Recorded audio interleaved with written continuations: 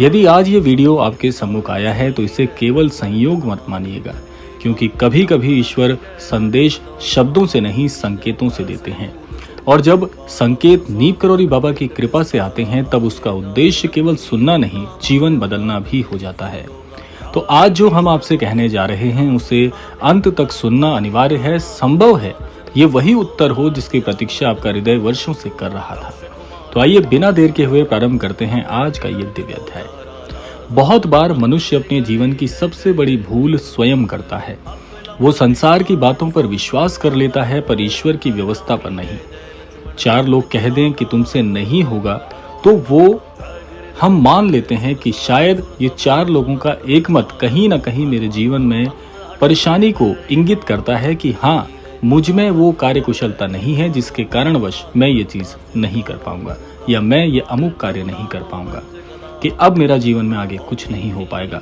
किंतु बाबा कहते हैं कि बेटा, किसने तुमसे कहा कि तुमसे ये चीजें या जो भी अमुक कार्य हैं वो नहीं हो पाएंगे? जिसने तुझे जन्म दिया, जिसने तेरी प्रत्येक श्वास का लेखा रखा, जिसने तेरे आने वाले कल को पहले ही देख लिया, क्या उस शक्ति को तू विश्वास मत नहीं मानता? क्या उसकी शक्ति समाप्त हो गई है? नहीं, समाप्त केवल तुम्हारा धैर्य हुआ है।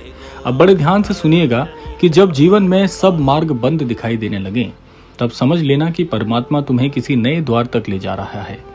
बीज जब भी धरती के भीतर दबता है तब उसे लगता है कि उसका अंत हो गया है, परंतु वही अंधकार उसके वृक्ष बनने की तैयारी होता है। इसी प्रकार तुम्हारे जीवन का वो संघर्ष भी विनाश नहीं है बल्कि निर्माण का सबसे पहला चरण है। हो सकता है कि वो निर्माण का समय हो जो तुम्हें इस समय अंत की प्रवृत्ति लग रही है।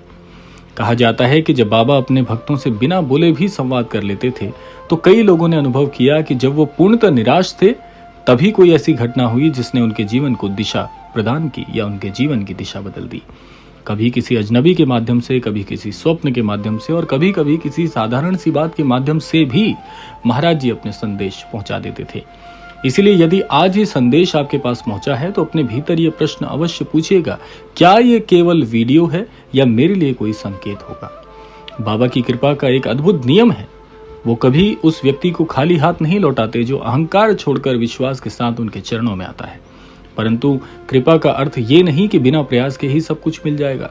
बाबा जी कहते हैं, तुम कर्म करो, व्यवस्था मैं करूंगा। आज बहुत लोग चमत्कार चाहते हैं, परंतु चमत्कार भी वहां होता है जहां श्रद्धा, धैर्य और सत्कर्म के चीजें एक साथ उपस्थित हो।